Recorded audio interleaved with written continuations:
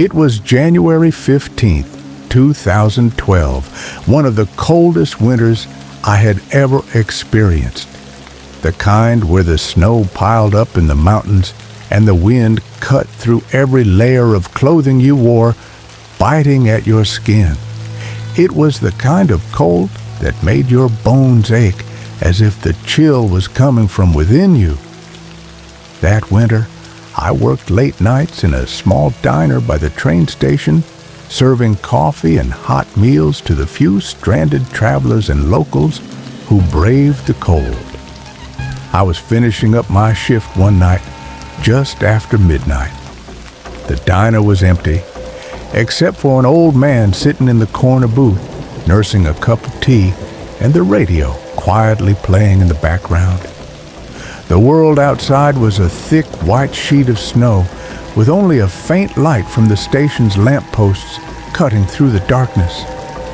I was about to lock up when I noticed something strange. There was a light in the distance, coming from the train tracks. The thing was, no trains were supposed to run that late, especially not in such frigid weather.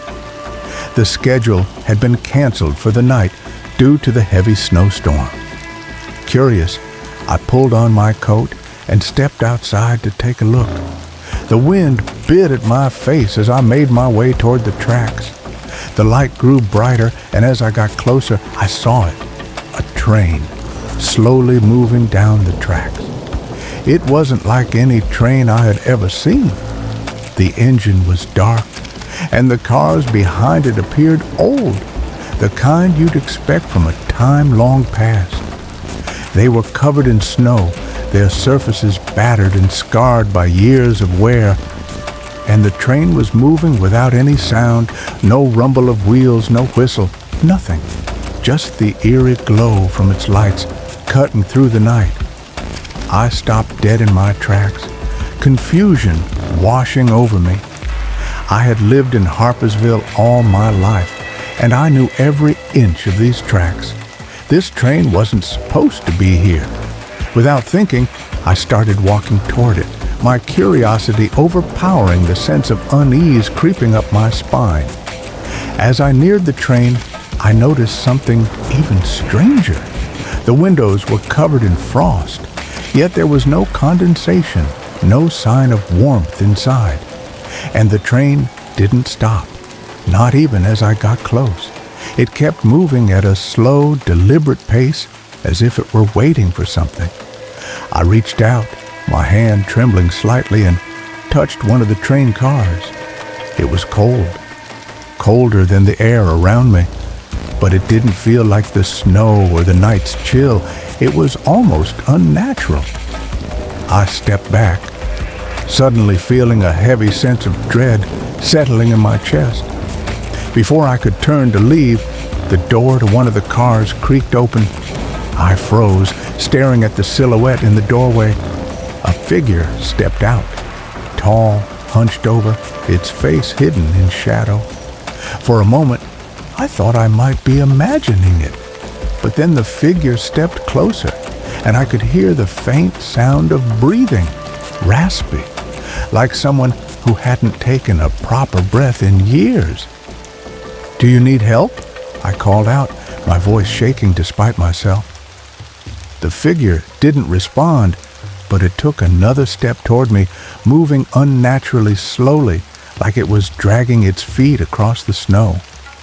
The train was still moving, but its motion felt off, as if it were gliding, not running. My heart pounded in my chest as I instinctively took a step back. The figure reached into its coat, pulling something from its pocket, a ticket. But it wasn't any regular ticket. It looked old, yellowed with age, with markings I couldn't make out. It extended the ticket toward me, and for a moment, I was rooted to the spot, unable to move. "Get on," the figure rasped, its voice sounding like nails on a chalkboard. "The journey is ready." I couldn't breathe. My mind raced with 1,000 questions. What was this train? Who was this person? Where was it even headed? "Get on," the figure repeated, its eyes glowing faintly in the dark, a piercing, unnatural light that sent a chill through my body. It's time to board. I wanted to run. I wanted to turn and leave, but my legs felt like they were made of stone. The air grew heavier, colder, and I could feel something closing in on me, something ancient, something from beyond the ordinary world. The hairs on the back of my neck stood on end, and every instinct screamed at me to run. But I was frozen, unable to tear my eyes away from the glowing figure and its outstretched hand. Finally, I broke free from the trance and stumbled backward, tripping over the snow as I scrambled to get away. I ran as fast as I could, my heart hammering in my chest, my breath coming in short, panicked bursts.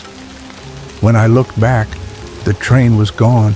There was no sign of it, no sign of the figure, nothing but empty, snow-covered tracks. The rest of the night passed in a blur, but I couldn't shake the feeling that something was still watching me. I locked up the diner, hurried home, and tried to forget what had happened, but I couldn't. The image of the figure, the glowing ticket, haunted me every time I closed my eyes. The next morning, the news came in. A train had been reported missing for over 50 years. A train that was rumored to have disappeared in a snowstorm, with no trace of its passengers ever being found. And the strangest part? The train was reported to have last been seen in Harpersville, passing through the very same tracks I had walked on just hours earlier. I never spoke about what happened that night. No one would believe me. But every winter, when the fog rolls in and the snow falls thick, I still hear the sound of a train that no one can see but me, moving silently through the night. And every time, I wonder if the journey is truly over or if it's just waiting for me to board again. If you're a fan of spine-chilling true stories, make sure to subscribe to our channel, Hauntify, so you won't miss our next terrifying tale.